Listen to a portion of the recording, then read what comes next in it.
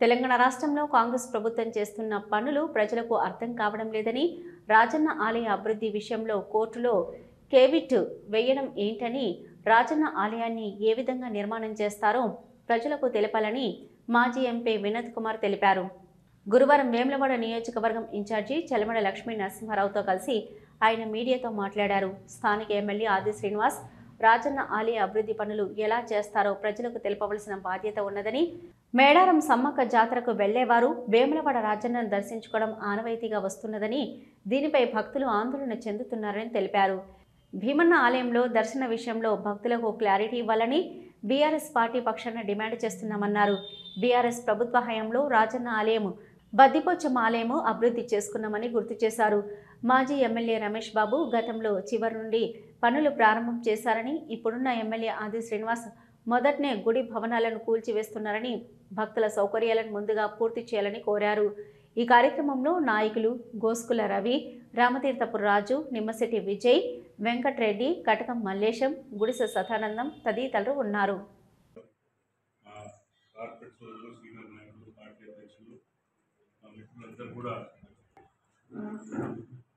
వేములవాడలోని రాజరాజేశ్వర స్వామి ఆలయాన్ని అభివృద్ధి భాగంగా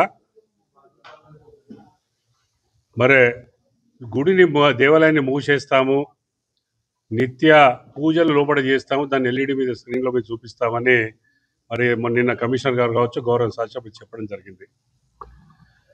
బీఆర్ఎస్ పార్టీ తరఫున మా రిక్వెస్ట్ వారికి ఏంటంటే, సమ్మక్క సారక్క జాతర వస్తున్నది.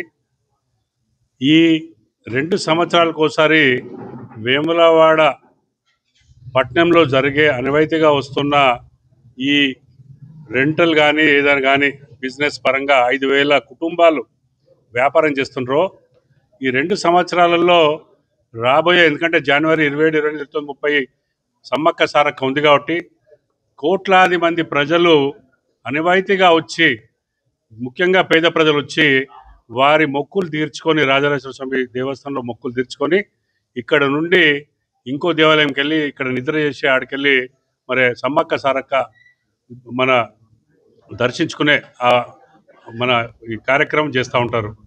అందుకని గౌరవ శాసనసభ్యులు మేము ఒకటే చెప్తా ఉన్నాము, భక్తులు చాలామంది ఒక అనిశ్చితంగా ఒక కన్ఫ్యూజన్ స్టేట్లో ఉన్నారు.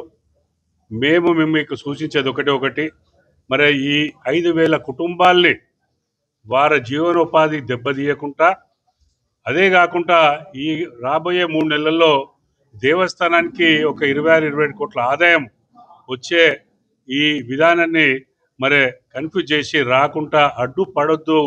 మరి ఈ దర్శనాలు ఇంకొక 3 నెలలు కొనసాగాలని మీ ద్వారా వారిని రిక్వెస్ట్ చేస్తా ఉన్నాను. ఈ 3 నెలల తర్వాత మీకు ఇంకా ఎలక్షన్ రావాలంటే 3 సంవత్సరాల సమయం ఉన్నది.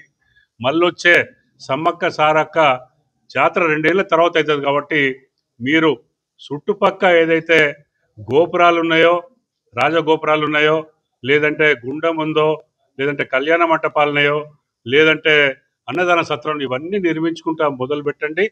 ముఖ్యంగా గుడి లోపట వైభవంగా ఉండాలి అంటే ఆర్సీసీ పిల్లర్ ద్వారా మీరు పిల్లర్లు వేసి చుట్టూ ఏదైతే మీరు ఆలోచన విధానం చేస్తున్నారో దాన్ని మీరు తీవ్రంగా వ్యతిరేకించి, దాన్ని వైభవం పెంచాలంటే మరి శిల అంటే రాయితో కట్టాలని మీకు మేము సూచిస్తూ ఉన్నాము.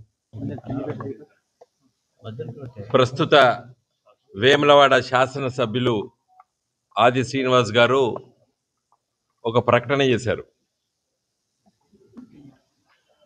వేములవాడ దేవస్థానాన్ని మరి ఆధునీకరించే సందర్భంలో దేవాలయాన్ని మరి భీమేశ్వరాలయం దేవాలయం లోపల భక్తులు సందర్శించుకునే విధంగా చర్యలు తీసుకుంటున్నాము. మరి వచ్చే వారం నుండి వేములవాడ దేవస్థానంలో ఉన్నటువంటి గర్భగుడిలో రాజరాజేశ్వర స్వామిని మరి పూజించే అవకాశం ఉండకుండా ఆ ఏర్పాట్లు చేస్తున్నామని చెప్పి వారు ప్రకటన చేశారు. మేము రాష్ట్ర ప్రభుత్వాన్ని, ముఖ్యమంత్రి రేవంత్ రెడ్డి గారిని, దేవాదాయ శాఖ మంత్రి కొండా సురేఖ గారిని, మరి అదేవిధంగా ఆది శ్రీనివాస్ గారిని కోరుతున్నాం.